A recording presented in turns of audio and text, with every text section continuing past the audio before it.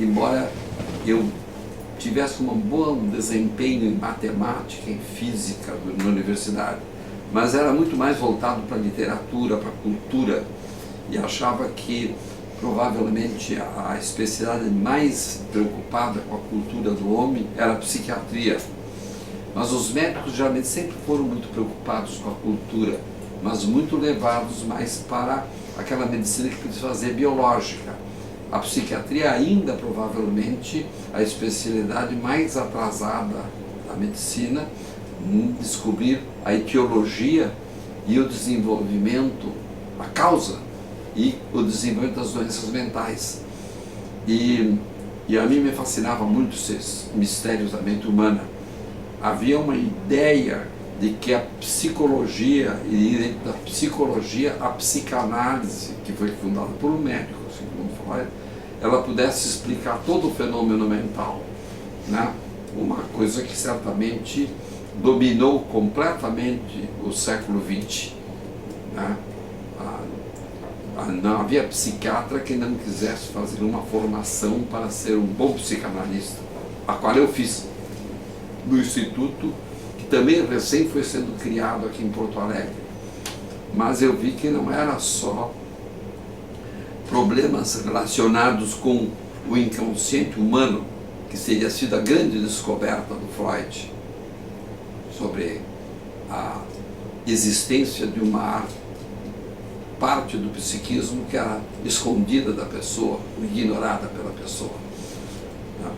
E fui vendo que realmente devia existir também biológicos, vistos pelo fato de que lesões cerebrais, problemas cerebrais, algumas doenças físicas, né, infecciosas que lesavam o cérebro, davam sintomas psiquiátricos, a sífilis dava sintomas psiquiátricos, enfim, uma porção de outras situações que mostraram depois bem claramente, mais no final do século passado e começo desse, né, que a dissociação do Descartes da mente e do corpo tinha falido e que certamente a mente humana estava localizada no cérebro. Então, aos poucos eu fui também chegando a essa conclusão.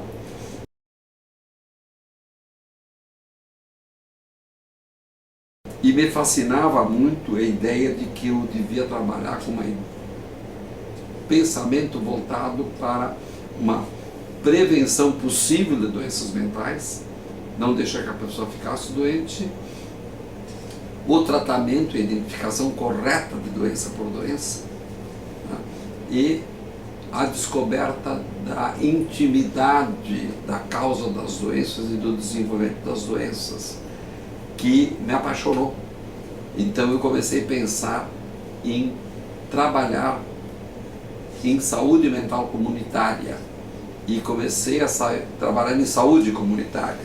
Então, muito antes de ser diretor do São Pedro, eu fui diretor de uma zona de estudo muito interessante que se formava na Faculdade de Medicina, que foi o Centro Médico Social São José do Murialdo, na Rua Vidal de Negreiros 443, que foi circunscrita a área por uma pessoa formada pelo grupo do chamado SESP, Serviço de Saúde Pública, do Ministério da Saúde, o Nelson Macedo de Rezende.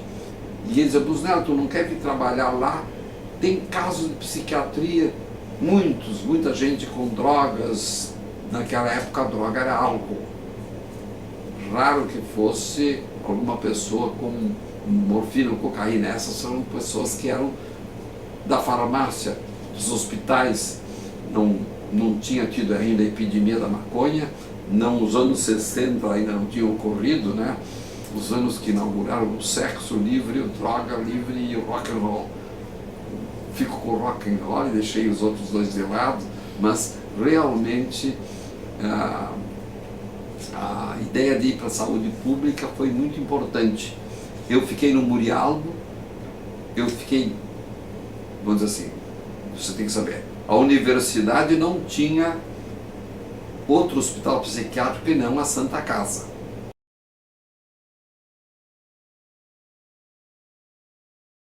Não existiam clínicas ainda. e não tinha um local para se estudar psiquiatria. A cátedra de psiquiatria, então chamada, e a psiquiatria se desenvolvia no Hospital São Pedro.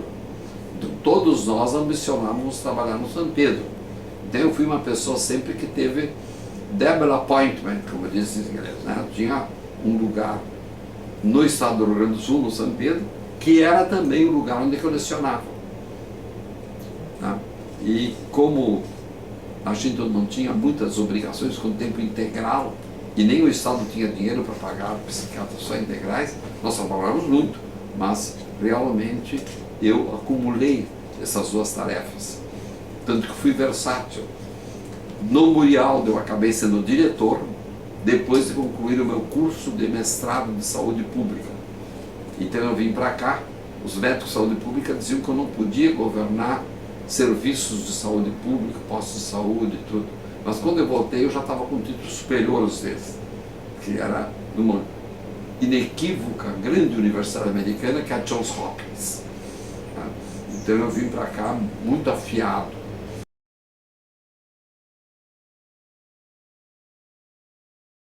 Encontrei um grupo de amigos com uma cabeça divina, grandes professores da Faculdade de Medicina, que foram se unir comigo e aos poucos nós fizemos um projeto que foi o objetivo da minha tese de livre docência, que me doutorou e com a qual eu passei a ser candidato bem mais possível a substituir meus professores que foram se aposentando ou morrendo, titular da universidade.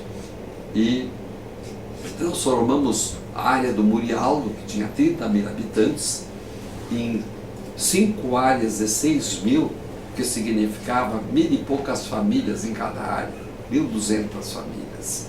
E botamos a figura do médico de família, que estava desaparecendo, que hoje é um programa iniciado pelo Serra e Fernando Henrique, o programa de saúde da família, continuado no segundo período dele, expandido bastante pelo Lula, o presidente Lula, nos seus 2 mandatos. Hoje a medicina de família é uma das maiores especialidades do Brasil.